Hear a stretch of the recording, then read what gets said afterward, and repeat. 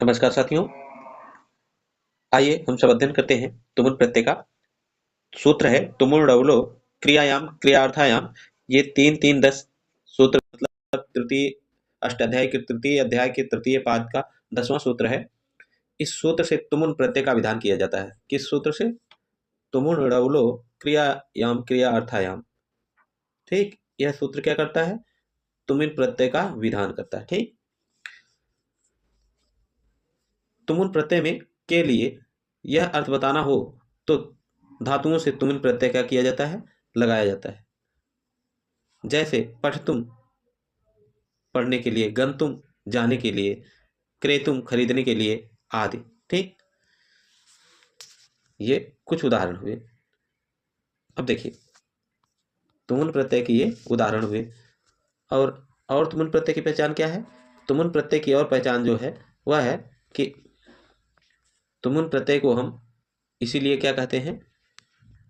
हेतु कृदंत भी कहा जाता है। क्या कहा जाता है?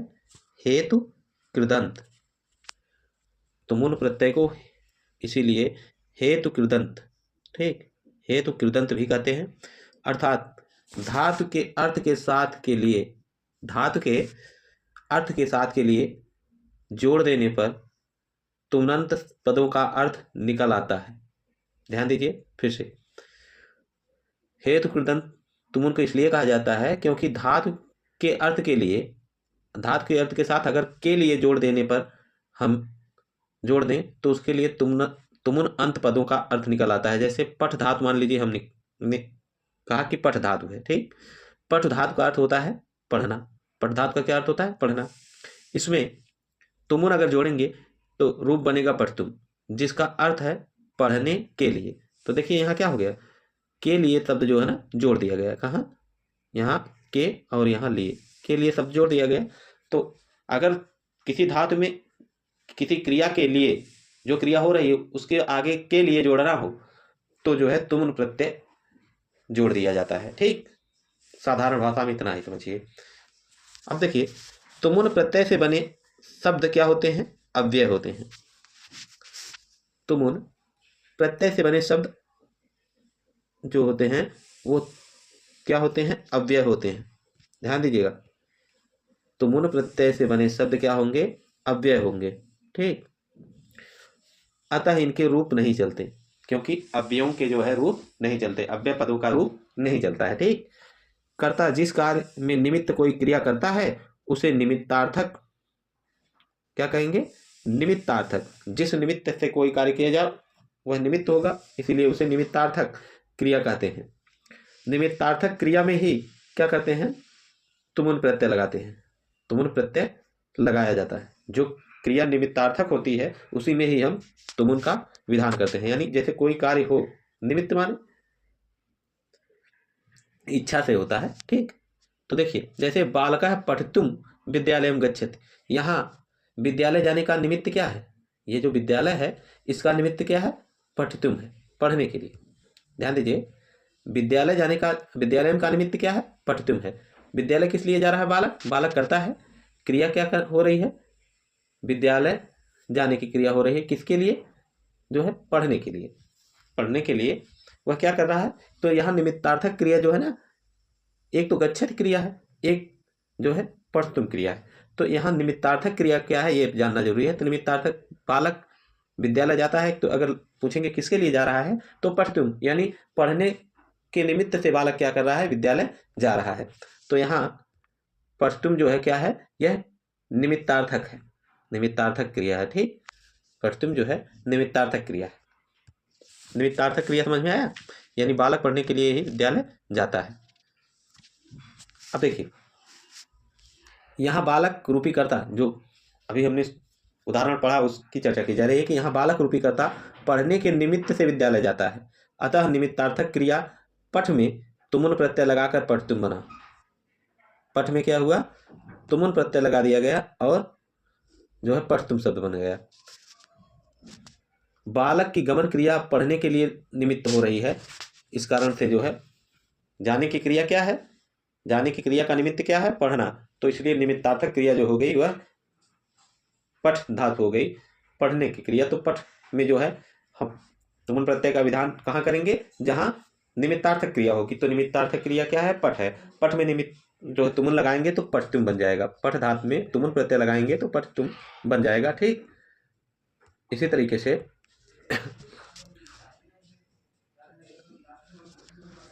देखिए, तुमुन प्रत्यय में अगर नकार आ जाए, क्या हो जाए? नकार। तुमुन प्रत्यय में नकार की हलंत से, हलंत्यम से और उकार की उपदेशे अजनुनासिक इत से इत संज्ञा होकर क्या हो जाता है? लोप हो जाएगा। और फिर बचता क्या है? तुम। क्या बचेगा? तुम। ये जो क्षमता, ये जो ना है, ठीक, ध्यान दीजिएगा, तुमन में ये जो ना है ना, इसकी उपदेशे अनुनासिक इत से संज्ञा हो जाएगी उकार की। तो जो है माँ के उ की क्या हो जाएगी? इत संज्ञा हो जाएगी। तो माँ हो जाएगा हलन, तो आधा माँ बचा। और ना की जो है हलंत्यम सूत्र से इत संज्ञा हो जाएगी, क्योंकि अंतिम हल वर्ण है। ठीक, इसके बाद जो शब्द शेष बचेगा तुमुन में, वह क्या बचेगा? तुम। ठीक, देखिए, तुमुन प्रत्यांत पदों की सूची देख लीजिए। कुछ तुमुन प्रत्यय के महत्वपूर्ण उदाहरण हैं ये, ठीक, जो परीक्षाओं में बार बार पूछे गए हैं। ध्यान से पढ़िए ताकि आपको पुनः तुमुन प्रत्यय ना पढ़ना पड़े। ध्यान दीजिए, यहाँ लिखा है धातु और प्रत्यय, और उसके बाद तुमनंत यानी तुमुन से अंत हो जिनका, ऐसे पद उनका अर्थ सहित यानी अर्थ के साथ लिखा गया है। तो देखिए, भू धातु है, भू धातु में तुमुन प्रत्यय लगाएंगे तो शब्द बनेगा भवितुम। भवितुम का अर्थ होता है होने के लिए।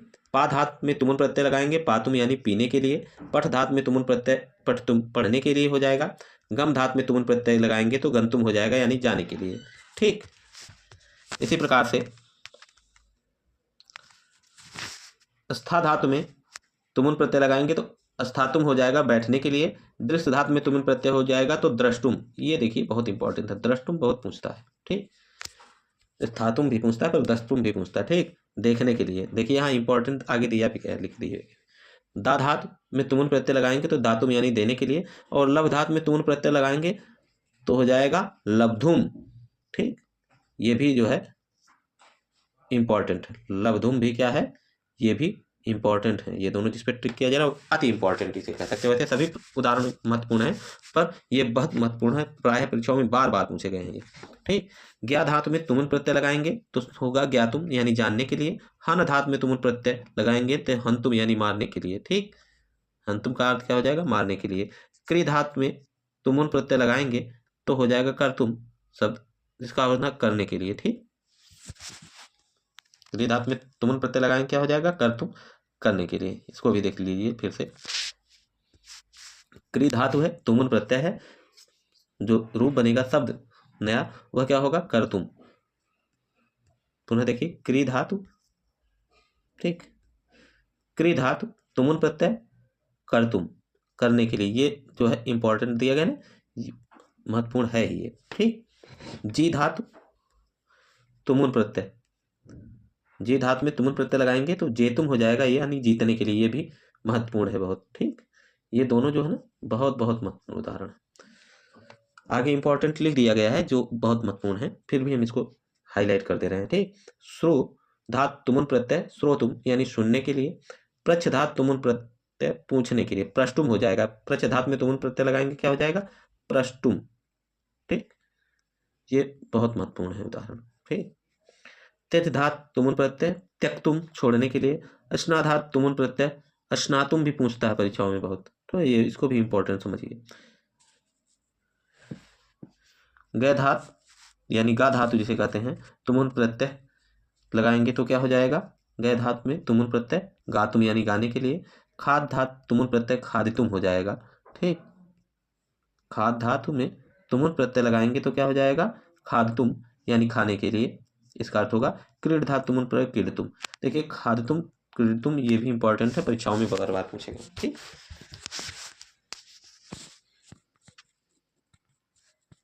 आगे देखिए, आगे जो उदाहरण है वंद शब्द है। ठीक, वंद शब्द क्या? वंद धातु है। ठीक, वंद धातु में तुमुन प्रत्यय लगाएंगे तो वंदितुम हो जाएगा। क्या हो जाएगा? वंद धातु में तुमुन प्रत्यय, वंद धातु तुमुन प्रत्यय वंदितुम यानी वंदना के लिए, भुज धातु तुमुन प्रत्यय भोक्तुम यानी खाने के लिए। देखिए भुज धातु तुमुन प्रत्यय भोक्तुम, ये भी क्या है? महत्वपूर्ण समझ लीजिए। सिंह धातु तुमुन प्रत्यय सैतुम सोने के लिए। वच धातु तुमुन प्रत्यय वक्तुम बोलने के लिए। ठीक, वक्तुम को भी थोड़ा सा विशेष रूप से देखिए। वैसे सभी उदाहरण ध्यान से पढ़िए, हर उदाहरण महत्वपूर्ण है। ठीक, ग्रह धातु में तुमुन प्रत्यय लगाएंगे तो ग्रहीतुम हो जाएगा, लेने के लिए।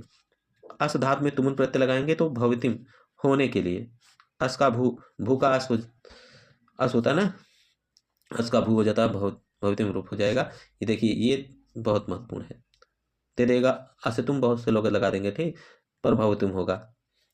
छिप धातु तुमुन प्रत्यय छेप तुम यानी फेंकने के लिए। ठीक, छिप धातु तुमुन प्रत्यय छेप तुम हो जाएगा, फेंकने के लिए। क्या हो जाएगा? छिप धातु तुमुन प्रत्यय छेप तुम यानी फेंकने के लिए। क्री धातु तुमुन प्रत्यय क्रेतुम खरीदने के लिए। ची धातु तुमुन प्रत्यय, ची धातु तुमुन प्रत्यय, एक मिनट, ची धातु तुमुन प्रत्यय छेतुम चुनने के लिए। कुप धातु तुमुन प्रत्यय कोपितुम क्रोध करने के लिए। मुच धातु तुमुन प्रत्यय मुक्तुम। ठीक, ये भी महत्वपूर्ण है। अब चलिए आगे चलते हैं यत प्रत्यय पर। अगला जो प्रत्यय है वह क्या है? यत प्रत्यय। देखिए आरपीएससी यहाँ जो लिखा ना, ये आरपीएससी के सेकेंड ग्रेड की जो सिलेबस है सेकेंड ग्रेड का, उसमें ये यत प्रत्यय पूछता है। ठीक, तो यत प्रत्यय का जो सूत्र है वह है क्या? अचो यत 3197, मतलब अष्टाध्यायी के तृतीय अध्याय का प्रथम पाद का 97वां सूत्र है। इस सूत्र से यत प्रत्यय का विधान किया जाता है, अर्थात अच यानी स्वर वर्ण जिन धातुओं के अंत में होते हैं उनसे यत लगता है। ध्यान दीजिएगा पुनः, स्वर वर्ण यत प्रत्यय कहाँ लगेगा? स्वर वर्ण जिन धातुओं के अंत में होते हैं, धातुओं के, ना कि शब्दों के, ठीक, सदरूपों के, धातु रूप में यत लगता है। ठीक, और जिन धातुओं के अंत में स्वर वर्ण होंगे उनसे यत प्रत्यय लगेगा। ठीक, चाहिए या योग्य अर्थ को बताने वाले यत प्रत्यय के ता की हलंत्यम से क्या होगी? इस संज्ञा होकर लोप हो जाएगा, और फिर बचता क्या है? फिर बचेगा जो, वह केवल या बचेगा। ठीक, हलंत्यम सूत्र से जो है ताकि, यत के ताकि हलंत्यम सूत्र से जो है इस वर्ण की ताकि जो है ना इस संज्ञा हो जाएगी, तो लोप हो जाएगा, तो बचेगा क्या? या। हलंत्यम सूत्र आप पढ़े ही हैं कि अंतिम इस संज्ञक वर्ण जो हलंत वर्ण होता है उसकी इस संज्ञा करता है, और इस संज्ञा कर देने के बाद उस वर्ण का लोप हो जाता है। ठीक, यत प्रत्यय जुड़ने के बाद धातु के स्वर को गुण हो जाता है। जो महत्वपूर्ण परिवर्तन होता है इसको ध्यान दीजिए कि यत प्रत्यय जब जुड़ेगा, पहली बात तो ये कि स्वर, धातु के स्वर, धातु का अंतिम वर्ण क्या हो? स्वर वर्ण हो, तब यत जुड़ेगा।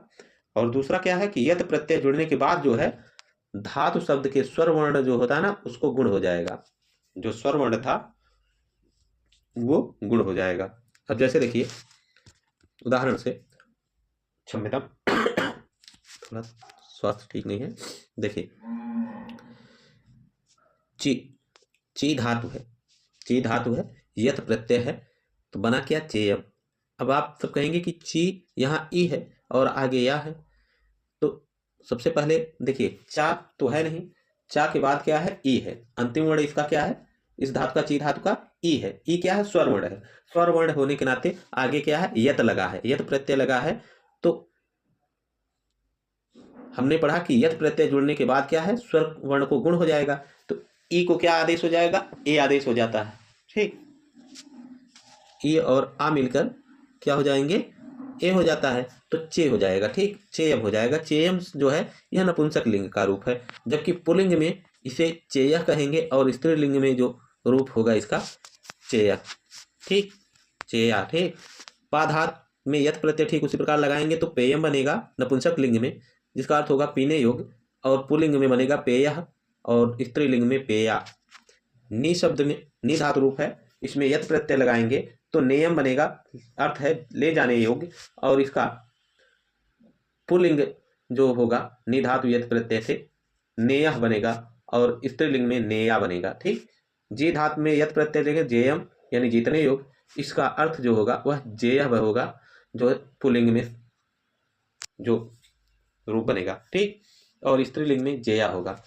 ध्यान दीजिएगा, एक ही प्रत्यय अलग अलग लिंगों में अलग अलग रूप होंगे। जैसे देखिए जी प्रत्यय में यत, जी सब धातु में यत प्रत्यय जुड़े हैं तो जेयम हुआ है नपुंसक लिंग में, लेकिन पुल्लिंग में क्या है जेया हुआ है, और स्त्रीलिंग में जेया हुआ है। ठीक, क्या हुआ है जेया।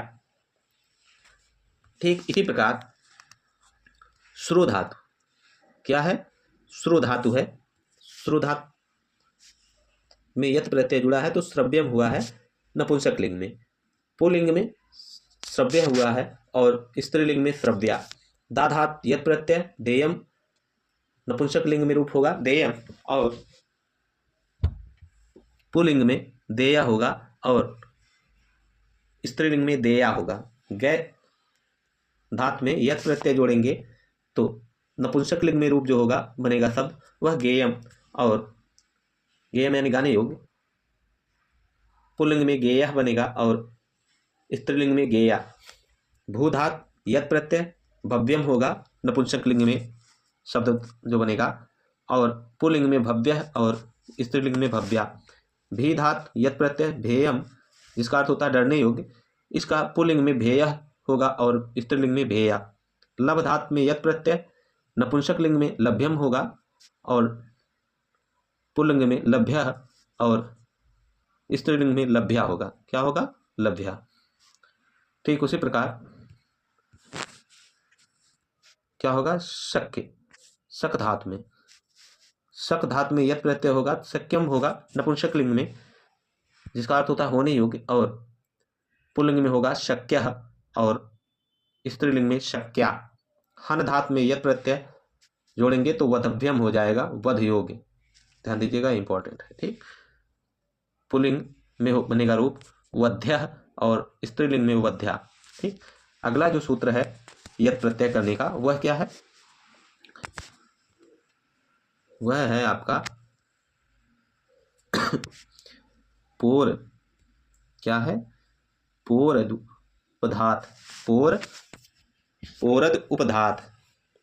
यह 3:1:98 का यानी अष्टाध्याय के तृतीय अध्याय के प्रथम पाद का 98वें सूत्र है नंबर का, और यह कहता है कि यह सूत्र क्या करता है पवर्ग के अंत में हो। यह कहता है कि इस सूत्र से पवर्ग अगर अंत में हो अथवा ह्रस्व आकार या उपधा में हो, पा क्या हो अंत में हो पवर्ग का कोई वर्ण, ठीक, या फिर ह्रस्व आकार हो उपधा में हो, ऐसी धातुओं में यत जो है प्रत्यय होता है।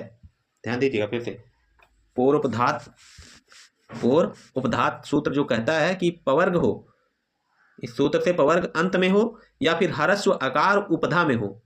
आलो अंत्यादि पूर्ण उपधा पढ़े ना आप, किस वर्ण की उपधा संज्ञा होगी, ठीक, तो उपधा हो ह्रस्व आकार उपधा में यदि हो, ऐसी धातुओं से क्या करेंगे यत प्रत्यय जो होगा, यह सूत्र यही कहता है। ठीक, देखिए उदाहरण से आप और अच्छे से समझेंगे। जैसे शब्द है, धातु है लब, प्रत्यय है यत। अब ध्यान दीजिए, क्षम्यता, लब धातु में यत प्रत्यय अगर हम जोड़ेंगे तो भा क्या है, यहाँ भा जो शब्द है, ठीक, ये भा आपका पा भा बा भा पवर्ग का वर्ण है, ठीक, यह अंत में भी है, तो यहाँ ऐसी धातुओं में जो है क्या हो जाएगा यत प्रत्यय जोड़ दिया जाएगा। यदि कोई धातु ऐसी है जिसका अंतिम वर्ण पवर्ग हो या ह्रस्व आकार उपधा में हो, ठीक, तो ऐसी धातुओं से यत प्रत्यय जोड़ दिया जाता है। ठीक, इसीलिए यहाँ लब में यत जुड़ा है और रूप बना है, शब्द जो नया बना है वह क्या है लभ्यम हुआ है। ठीक, इसी तरीके से शप में यत जुड़ा है। अब यहाँ देखिए पवर्ग है, ठीक, इसलिए यत प्रत्यय जुड़ा है, सप्यम शब्द बना है शप्यम।